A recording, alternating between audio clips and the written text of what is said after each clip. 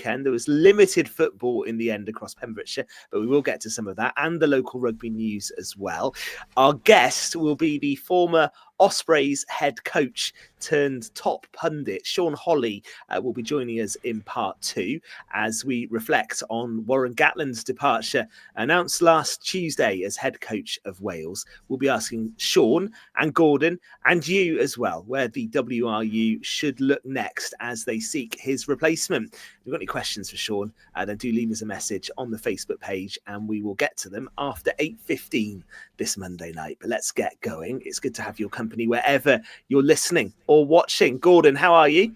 I'm very good, Ben. Very good. It was a bit of a wet Friday evening, so it paid to a few games being called off on Saturday, unfortunately, Ben. But there was some football around the county. Yeah, the rain came down, didn't it, quite quick, and it meant a number of games fell by the wayside, really. So only 3 matches in Division 1. Yeah. This isn't something we're not used to, though, is it? This does happen at this time of year, Gordon. You do see games get called off.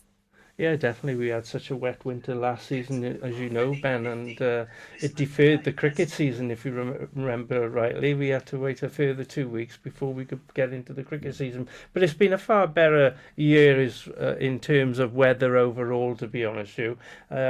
Hopefully this was just a blip last weekend and we can get on with the nitty-gritty as we get to the business end of the season. Well, we very much are. Of course, both yourself and Fraser declared Division 1 done and dusted on this show last Monday. You've given the title to Goodwick, and they're certainly continuing that good form, aren't they? A routine win, although Clarbeston Road fought hard, 3-1 to Goodwick on Saturday in one of the games that finished. Yeah, it wasn't easy by any means, to be honest with you. Clarby are a decent side, and when they're at full strength, they can give anybody a game in that division. Goodwick had to work hard for their victory. They leading 1-0. They led 2-0, and I know Clarby came back through a Matthew Davis effort, and they didn't really seal victory until 2 minutes before full time when Nathan Green came on as substitute. Rhys Jones hit a shot and it hit the underside of the bar, and Nathan followed up and put the ball in the back of the net to make it 3-1 to keep their title, regaining the title well in place. Yeah, indeed. That was a good win. And where were you, Gordon, on Saturday? Were you at Goodwick or did you? No, I didn't get to Goodwick on Saturday. Yeah. I actually went a short journey from my house to the Pembrokeshire Sports field. Well, it's not a field; it's a 4G pitch. The new Haverfordwest High School got great facilities. Merlinsbridge use that as their home, all-weather surface. And it was a decent game of football, to be honest with you, Ben. It was quite tight for the opening 30 minutes. Jamie Wilkes scored a superb lob to give Penna the lead. But to be fair, the Bridge managed to equalise through Josh Thomas, who waltzed his way through the Penna defence to level matters. But just before the break, Ben Adams gave Penna the lead. Second half was pretty even for 20 minutes or so. I know Jordan Thomas for Merlinsbridge, their skipper hit the bar with a lovely header from a corner, but then that woeful back pass, I won't name and shame who it was, but we see it so much in the Premier League, that back pass to the keeper being intercepted, and it was Ben Adams who intercepted it and put it in the back of the net. So the Bridge were then always trying to play a bit of catch-up on the counter, but fair play to Penna Robbins. They had one goal, another goal disallowed, and then Jamie Wilkes also got his second goal for the fourth goal near the end of the game to gain a comfortable 3 points for Penna, to be fair to him. And Merlinsbridge will have to go back to the drawing board, mate. Yeah. Okay, and the only other game in Division 1 at the weekend, Branston 0, Kilgetty 4 was the full-time score. Everything else was off, wasn't it, in the First Division? It was, yes. At the weekend. One game in Division 2, that finished Solva 1, Nayland 1. I think Nayland had scored 15 the week before, hadn't they as well? Yeah, they beat Monks and Swifts, didn't they? 15-0 the week before. So well done to Solva for keeping them out this time out, yeah? Yeah, Division 2 is quite a tough division there as well, to be honest with you. Nayland were possibly hoping to bounce back to Division 1. I don't think that's going to happen now, to be honest with you. Solva are always a difficult place to go, as Fraser, who's not here tonight, has played many times on Micey Moor. It's a big slope with the wind coming off the coast, usually going down the hill. It's a very difficult place to defend, and if it is a windy day, we're more often than not there's usually a lot of goals there, Ben, but there was only just the two, one each on Saturday. Some good players have graced that ground, haven't they? Fraser Watson, yes. Simon Davis, I think, has graced that ground. Davis, fair play. They've had some good stars. Matthew Raggett in his day was a good player, Solicitor. So, they've had some really good players. I'll tell you one who played there was a big pop star, David Gray. Okay, indeed. Featured actually by BB Scone on Pure West Radio very recently as well. Yeah. We did go down the divisions in the first hour of the show. Dan Metcalf always has a full roundup of all the football. You can listen back on the catch-up page. And we had some great reaction. Actually, Fraser interviewed Simon Rutherford, who's the Milford United third team manager. We had some great scorelines last week, and actually not so many goals this week across the county. Fewer games, of course. But Milford in the first round of the Division 5 Cup, Milford United thirds beat Narberth Reserves by 4-3. So in a weekend where obviously there was loads of matches off, it was good to see games at different levels get some attention, Gordon, I think. Definitely. We always highlight the top of the league. I mean, Pembrokeshire League football is about 5 divisions, to be honest with you, Ben, and they have cup competitions in each division, and they all deserve some airtime. It's just getting out there and trying to give them a bit more publicity. That's what we need to do. Also in the first hour, if you didn't listen to Gordon and Fraser looking ahead to the Senior Cup quarterfinals, listen back on the catch-up. For people who did miss that, Gordon, who haven't gone back, what was the summary? Who are you tipping to win it? I'm not tipping anybody to win it, Ben. We just want to get through the quarterfinal stage, to be honest with you. You'll have to listen back. I'm getting too old now. I can't remember who I tipped. That's your excuse. The quarterfinal lineup for this Saturday: Clarbeston Road v Tenby, Goodwick United v Hakin United, Loreni v Milford United, and Penna Robbins versus the Giant Killers, Letterston, who knocked out Branston, who might be struggling, but they're still a top division side, of course, in the last round. So that's the quarterfinal lineup. We have also had it confirmed. The semi-finals are back at the Oggy Bridge Meadow Stadium as well, aren't they? That was announced last week. In favour of that, Gordon? Does that dilute the final definitely. in any way? It'll be back in March. They'll have, I think, I'm not sure if there's a week between the games, but the Bridge Meadow lends itself now. It's an all-weather surface to that perfectly, and they won't worry about having any games called off either.